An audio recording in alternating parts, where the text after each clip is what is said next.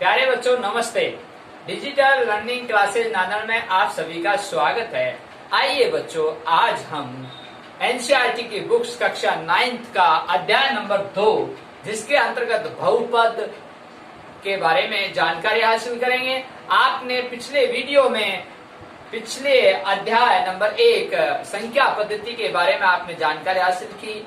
आज हम बहुपद के बारे में जानकारी हासिल करते हैं। बच्चों, बहुपद क्या होता है? बहुपद आपने पिछली कक्षाओं में अध्ययन करके आए। बहुपद आपने वहां गुणा भाग जोड़ बाकी ये संक्रियाएं पढ़ी थी। वो किस में? बीजीय व्यंजक में। और वो बीजीय व्यंजक का ही विस्तार रूप बहुपद कहलाता है। अब यहाँ प्यारे बच्चों देखिए, बीजीय व्यंजक के रूप में व्यक्त करना ही बहुपद कहलाता है। बहुपद कहलाता है। बीजीय व्यंजकों के रूप में व्यक्त करना ही बहुपद कहलाता है। प्यारे बच्चों देखिए, इसके अंतर्गत आपने गुणा जोड़ बाकी और भाग ये संक्रियाएं बीजीय व्यंजक में आपने पिछली कक्षाओं में अध्ययन किया था और आज हम विस्तार से अध्ययन करते हैं। प्यारे बच्चों, यहाँ बीजीय व्यंजक हैं जो आपने पढ़ा था। एक पद, एक पद क्या होता है, द्विपद क्या होता है, त्रिपद क्या होता है, इनके बारे में विस्तार से जान लेते हैं। ये जो बीजीय व्यंजक हैं, ये बीजीय व्यंजक एक पद, द्विपद और त्रिपद ये क्या होते हैं? प्यारे बच्चों, यहाँ आपको मैंने बताया था पिछले वीडियो में, जो आपने कक्षा 8 में अध्ययन किया था, तो वहां पर अंकगणित और अंग्रेजी वर्णमालाओं के अक्षर मिलकर जब कोई नई बीजीय व्यंजक के रूप में प्राप्त होती है तो वहां हम बीजीय समीकरण का अध्ययन करते हैं। यहाँ एक पद की बात कर रहा हूं प्यारे बच्चों। एक पद ये है 2x, समझ में आ गई? या आप ऐसे भी लिख सकते हैं 3a। ठीक है बच्चों, 2x 3a ये क्या है? एक पद है, एक पदीय व्यंजक है। ये क्या है बच्चों? ये एक पदीय व्यंजक। अब द्विपदीय की बात कर रहा हूं। द्विपदीय में बच्चों 2x + 3 जुड़ गया। ठीक है। अब बच्चों इसमें क्या है, ये चर और अचर क्या होते हैं उसके बारे में भी जानकारी हासिल करेंगे अपन।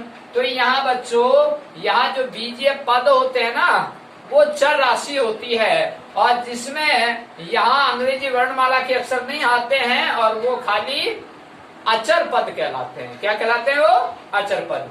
अब बात आती है, ये एक पद, द्विपद और त्रिपद की बात करता हूं तो 2x + 3a लिख दिया और +4। ठीक है। अब ये 3 पद हुए कि नहीं हुए? 1 2 3। ठीक है बच्चों, इसमें 2 पद, इसमें 1 पद। ठीक है, एक पद, द्विपद, त्रिपद। अब आगे विस्तार से पढ़ते हैं। चर और अचर क्या होता है? चर राशि और अचर पद, चर पद और अचर पद। यहाँ चर पद और अचर पद। तो बच्चों चर पद का मतलब यह है 2x और अचर पद का मतलब 3। ओके, चर पद का मतलब 2x और अचर पद का मतलब 3। तो यहाँ ये स्पष्ट कर देता हूं कि अचर पद का जब कोई शून्य घात होती है तो उसका मान क्या निकलता है? शून्य ही निकलता। अब आगे विस्तार से पढ़ते हैं, देखते हैं।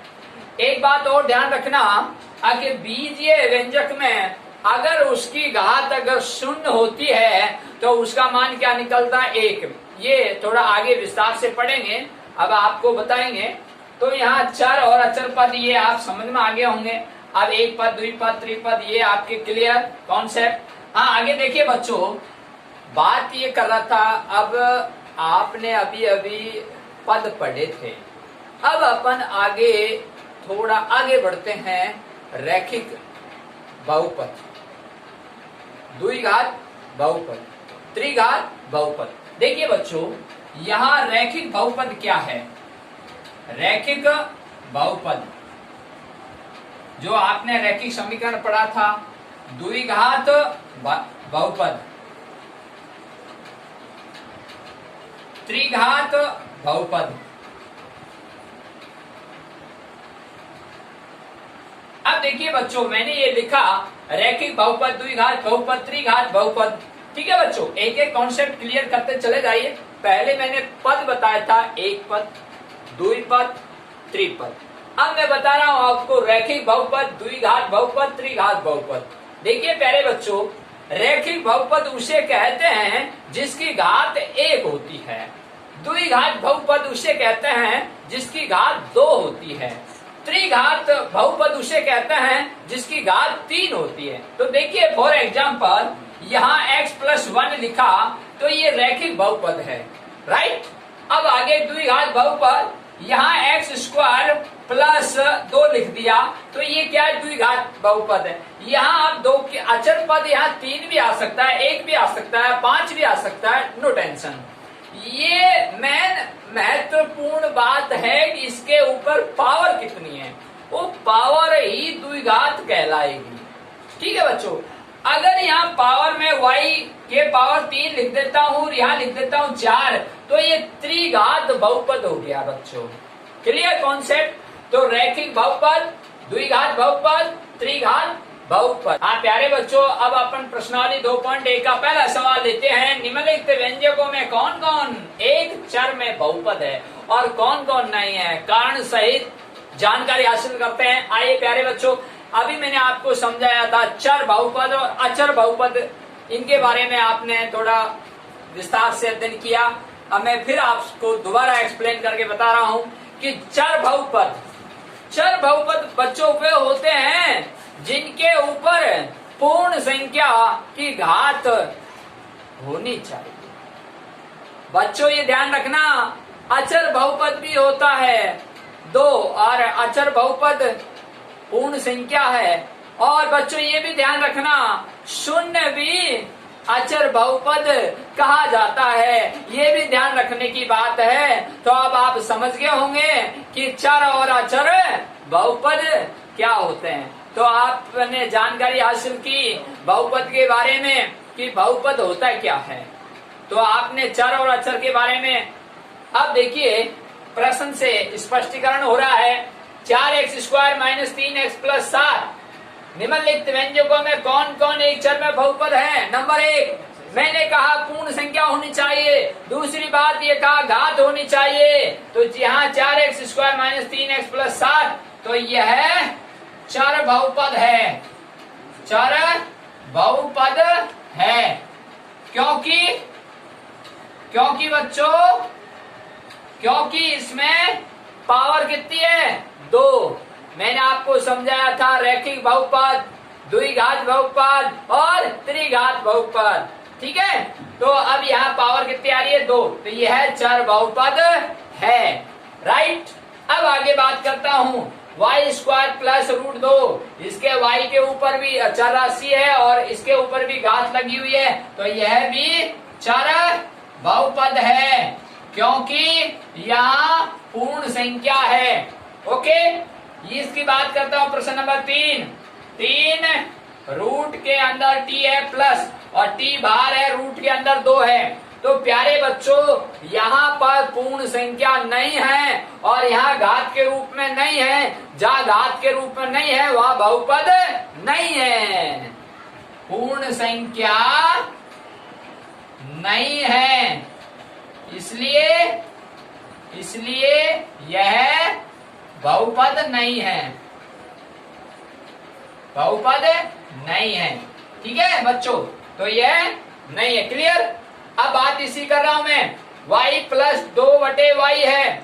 तो यहाँ पर बच्चों ध्यान देने की बात है, मैंने बात की थी आपसे रैखिक बहुपद और द्विघात बहुपद और त्रिघात बहुपद वाली।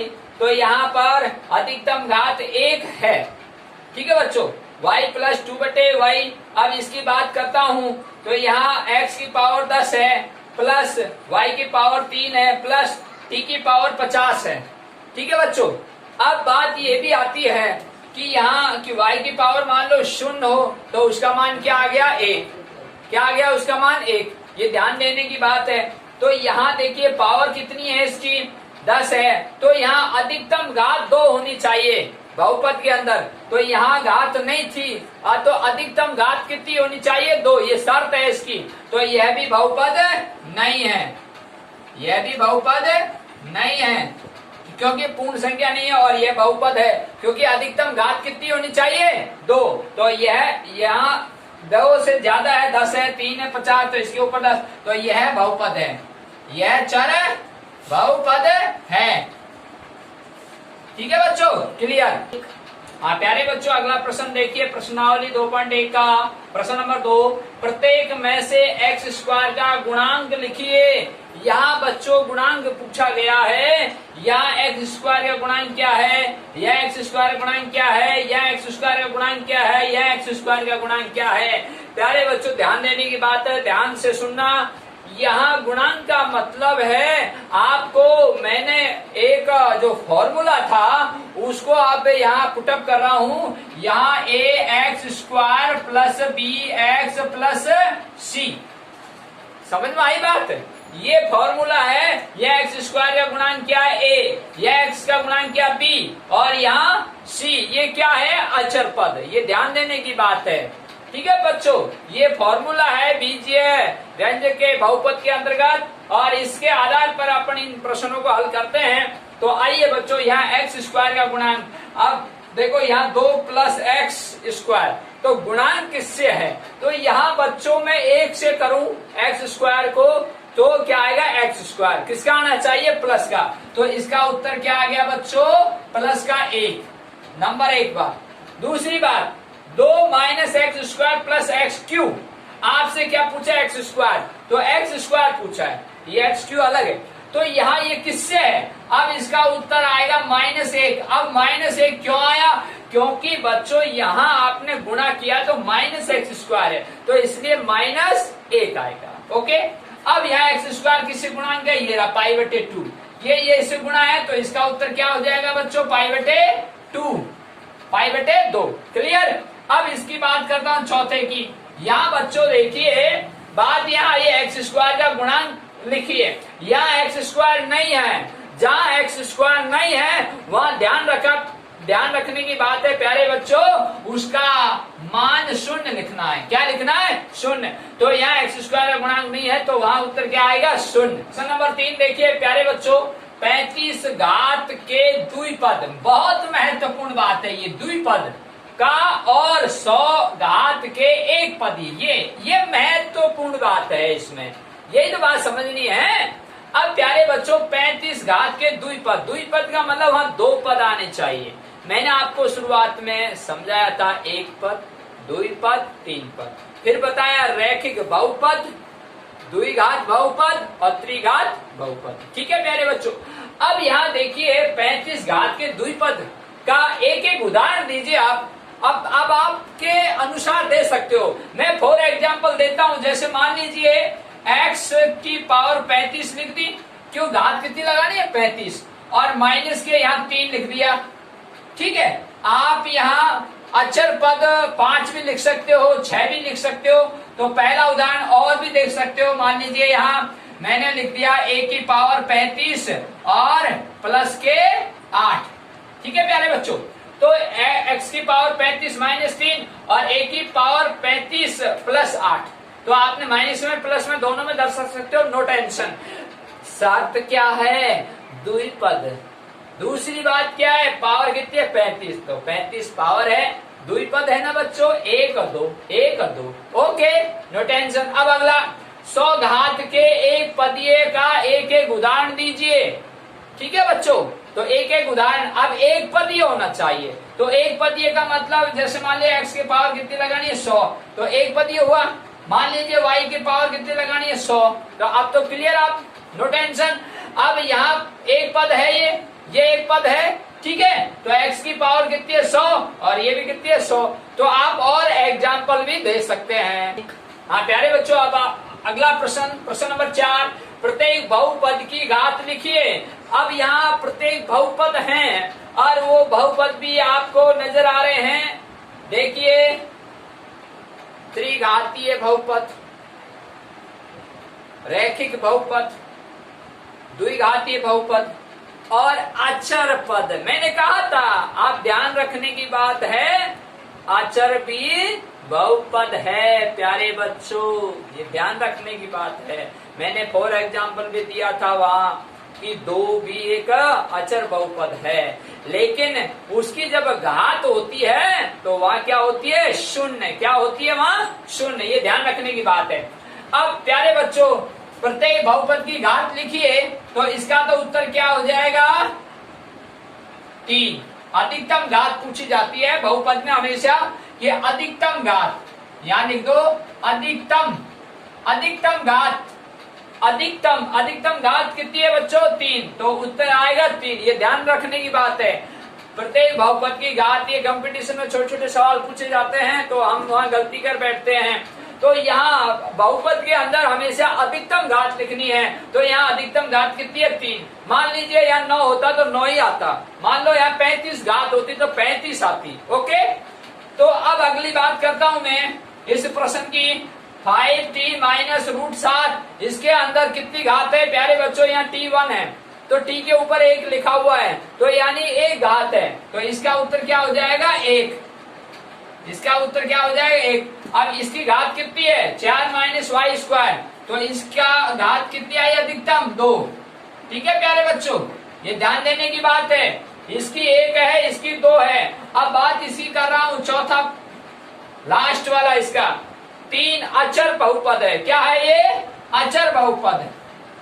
यहां लिख देता हूं, ये अचर बहुपद है। और जब अचर बहुपद होता है तो उसकी घात कितनी होती है, 0। कितनी होती है प्यारे बच्चों, 0। बच्चों अगला प्रश्न देखते हैं, प्रश्न नंबर 5, प्रश्नावली 2.1 का आखिरी प्रश्न है इस प्रश्नावली का। फिर इसके बाद अगला फॉर एग्जाम्पल लेंगे, अब आपको विस्तार से समझाएंगे। यहाँ निम्नलिखित बहुपदों में कौन कौन से रैखिक बहुपद, द्विघात बहुपद और त्रिघात बहुपद हैं। तो प्यारे बच्चों, मैंने आपको जब शुरुआत में इसका अपन ने विस्तार से पढ़ा और अब उसी विधि से अपन इन प्रश्नों को हल कर रहे हैं। या रैखिक बहुपद, द्विघात बहुपद, त्रिघात बहुपद। देखिए प्यारे बच्चों, तो ये द्विघात, इसके ऊपर 2 की घात रखी हुई है तो वो क्या हो गया, द्विघात बहुपद। ठीक है बच्चों, ये द्विघात बहुपद है बच्चों। ठीक है, बहुपद। ठीक है बच्चों, अब ये है x माइनस एक्स की पावर कितनी है, 3। तो ये क्या हो गया बच्चों, त्रिघात बहुपद। त्रिघात बहुपद कहने का मतलब ये है जिसके ऊपर घात पूर्ण संख्या के रूप में लिखी हुई है, वही बहुपद किस रूप में है, द्विघात, त्रिघात। अब ये हो गई द्विघात बहुपद, ये द्विघात बहुपद। ठीक है प्यारे बच्चों, इसका आंसर ये है, इसका आंसर ये है, इसका आंसर ये है। ठीक है प्यारे बच्चों, द्विघात इस तरह से ये लिख रखा। अब 1 प्लस x है, यहाँ कोई घात नजर नहीं आ रही आपको, तो अपन ने जब पढ़ा था तो रैखिक बहुपद पढ़ा था ना, वो रैखिक बहुपद है। ये रैखिक बहुपद है जिसकी घात 1 होती है। क्या होती है प्यारे बच्चों, 1। ये ध्यान रखने की बात है, रैखिक बहुपद में हमेशा घात 1 होती है। अब यहाँ 3t है, इसकी घात 1 है, तो ये भी रैखिक बहुपद है। ये ध्यान रखने की बात है। अब बात यहाँ ये क्लियर कर देता हूँ, इसमें प्लस था, इसमें गुणा का चिन्ह है। ये ध्यान रखने की बात है, ये गुणांक में बहुपद है। क्या ये अचर पद और चर, देखिए 3t लिखा हुआ, गुणांक हो गया, तो यहाँ रैखिक बहुपद कहलाएगा। ठीक है प्यारे बच्चों, तो ये भी रैखिक बहुपद और ये भी रैखिक बहुपद। क्लियर। अब आगे मान लीजिए 3 माइनस t होता तो रैखिक बहुपद कहलाता। No tension. आगे यहाँ r की पावर कितनी है, 2, तो ये कितना हो गया बच्चों, द्विघात बहुपद। ये द्विघात बहुपद। अब 7x की पावर कितनी है 3, तो ये क्या हो गया प्यारे बच्चों त्रिघात बहुपद। अब आपके इस प्रश्नावली में 2.1 के जो 5 प्रश्न थे, ये पांचों प्रश्न आपको मैंने इस डिजिटल के माध्यम से आपको हल करवा दिए गए। हाँ प्यारे बच्चों, आप देखिए अध्याय नंबर 2 में प्रश्नावली आपने 2.1 के 5 क्वेश्चन किए। अब आगे मैंने बोला था कि एग्जाम्पल उदाहरण देखते हैं, या बहुपद के शून्यांक। अब बहुपद के शून्यांक क्या होते हैं, आइए इन उदाहरणों की सहायता से अपन समझते हैं। प्यारे बच्चों, यहाँ x बराबर 1 और px बराबर 5x square minus 3x plus 7। तो प्यारे बच्चों यहाँ x बराबर 1, तो कहने का तात्पर्य यह है कि आप px में 1 का मान रखोगे तो px की वैल्यू आ जाएगी, तो वह उसका शून्यांक ज्ञात हो जाएगा। इसी प्रकार से y बराबर 2 है, तो यहाँ qy, तो y के स्थान पर आप 2 रखोगे मान, तो यहाँ qy की वैल्यू निकल जाएगी। इसी तरह t बराबर a है, तो pt का जब t के स्थान पर आप a रखोगे तो यहाँ pt की वैल्यू निकल जाएगी। इसी तरह px है, प्यारे बच्चों इसको देखिए, यहाँ px है बराबर x माइनस 1, यहाँ px में हम 1 का मान रखेंगे तो यहाँ जो चीज प्राप्त होगी उसको भी हम बहुपद का शून्यांक ज्ञात करेंगे। आइए मैं समझा देता हूँ आपको। पहला क्वेश्चन देखिए। हाँ प्यारे बच्चों, आप देखिए इसे प्रश्न का हल किस तरह से करना है अपन को। तो यहाँ px लिखा आपने और ये प्रश्न को लिखा x square minus 3x plus 7। अब प्यारे बच्चों यहाँ x बराबर क्या है 1, तो यहाँ 1 लिखना है। ये इस तरह से p कोष्टक में x के स्थान पर 1 आ गया। अब यहाँ 5 या x के स्थान पर कितना आ गया 1, ऊपर कितना स्क्वायर माइनस, या x के स्थान पर कितना आ गया 1। अब ये कोष्टक क्यों लगाया, क्योंकि प्यारे बच्चों ये गुणा था, तो प्लस 7। ठीक है प्यारे बच्चों, अब देखिए इसको मैं हल करने जा रहा हूँ। 1 बराबर इसका हल किया कोष्टक का, तो क्या आ गया बच्चों 1 का वर्ग किया 1 और 5 गुना 1 किया तो 5 आ गया प्यारे बच्चों, और यहाँ माइनस का 3, और यहाँ 1 कोष्टक में है तो इस कोष्टक को कहने का मतलब गुणा 3 गुना 1 किया तो 3 आ गया प्यारे बच्चों, और यहाँ 7। अब बोर्डमास का नियम क्या कहता है, पहले एडिशन होगा यानी जोड़, ये और ये प्लस का है, ध्यान देने की बात है, ये प्लस का है, ये प्लस का है, ये माइनस का है। तो 7 और 5 कितने हो गए बच्चों 12 माइनस 3, तो यहाँ ये आपके आंसर आ चुके हैं। तो आप कह सकते हो कि px की वैल्यू कितनी आ गई 9, और ये आपका उत्तर है। हाँ अगला उदाहरण देखिए प्यारे बच्चों, q है और कोष्टक में y है बराबर 3y पावर 3 है माइनस 4y प्लस रूट 11। देखिए प्यारे बच्चों यहाँ y बराबर 2 लिखना है, तो आपको ऐसे लिखना है q 2 y के स्थान पर 2 बराबर 3 और y के स्थान पर 2 पावर कितनी है 3, 4 y के स्थान पर 2 प्लस और रूट में 11। मैं इसका हल कर रहा हूँ प्यारे बच्चों। यहाँ देखिए 3 गुणा, यहाँ 2 का घन हुआ है क्योंकि ऊपर 3 लिखा हुआ है, यानी 2 को 3 बार गुणा, तो घन कितना हो गया 8, और यहाँ 4 दूनी 8, यहाँ प्लस और यहाँ। अब प्यारे बच्चों वो बोर्ड मास का नियम, ये मत कर देना 8 में से 8 कर देते, ऐसा नहीं, बोर्ड मास का नियम। तो यहाँ मल्टीप्लाई बोर्ड मास बोल रहा हूँ, तो यहाँ पहले मल्टीप्लाई होगा यानी गुणा होगा। तो प्यारे बच्चों देखिए यहाँ 24 माइनस 8 प्लस रूट 11, 24 में से 8 गए कितने आ गए बच्चों 16 प्लस रूट 11। अब इसका हल नहीं हो सकता आगे, ये ऐसे कैसे लिखा जाएगा। तो यहाँ प्यारे बच्चों q और जो y का मान वैल्यू आ चुका है qy बराबर 16 प्लस रूट 11। कहने का तात्पर्य है इसके शून्यांक ज्ञात इस तरह से प्राप्त करते हैं। अरे बच्चों अगला उदाहरण देखिए, यहाँ pt 4t पावर 4 है प्लस 5t पावर 3 है माइनस t की पावर 2 है प्लस 6। अब यहाँ t बराबर a लिखना है, तो प्यारे बच्चों यहाँ p और t के स्थान पर a आएगा, और यहाँ 4 और यहाँ पावर कितनी है 4 इसकी। अब प्लस यहाँ 5 और t के स्थान पर क्या है a, पावर कितनी है बच्चों 3, और यहाँ t की पावर कितनी है, सॉरी t के स्थान पर क्या लिखना है a, तो पावर कितनी है 2। ठीक है प्यारे बच्चों, कोष्टक लगा दो प्लस 6। अब मैं इस कोष्टक को हल कर रहा हूं, तो यहाँ p a बराबर 4a4, ठीक है। तो ए को मतलब 4 बार गुणा करेंगे तो a4 ही आएगा। यहाँ प्लस 5 की a को 3 बार गुणा a3 आएगा, और यहाँ a को 2 बार गुणा करेंगे तो a स्क्वायर आएगा, और ये 6। अब प्यारे बच्चों देखिए, यहाँ चर राशि समान होने पर ही जोड़ बाकी होता है। यहाँ पावर कितनी है 4, यहाँ पावर कितनी है 3, यहाँ कितनी है 2, ये अलग अलग हो गई, ये अचर पद हो गया। तो अब आप कह सकते हो कि टी का जो बहुपद आया है वो 4a4 प्लस 5a3 और a स्क्वायर प्लस 6। अगर a स्क्वायर यहाँ होता तो तब ये बाकी जोड़ होता, नहीं ऐसा नहीं होता है। तो यही इसका आंसर हो। हाँ प्यारे बच्चों, अब ये चौथा क्वेश्चन, यहाँ px बराबर x माइनस 1 लिखा हुआ है। अब यहाँ पर अपन को ये ज्ञात करना है कि p1 क्या है, ये क्या है। तो यहाँ x के स्थान पर 1 लिखना है। तो यहाँ प्यारे बच्चों 1 लिखा बराबर x के स्थान पर 1, और ये तो p1 बराबर 0, 1 माइनस 1।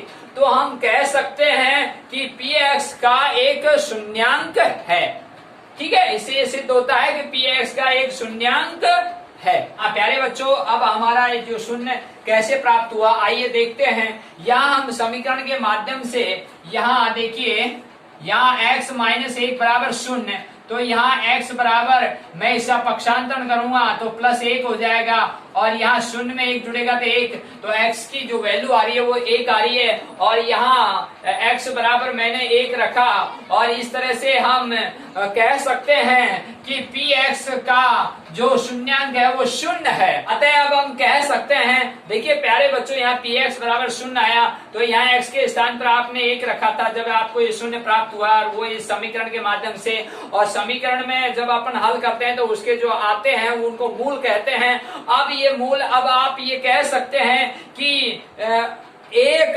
बहुपद x माइनस 1 का शून्यांक है। एक जो आया आपने यहाँ x बराबर 1 रखा, तो हम कह सकते हैं कि एक बहुपद x माइनस 1 का शून्यांक है। You are right.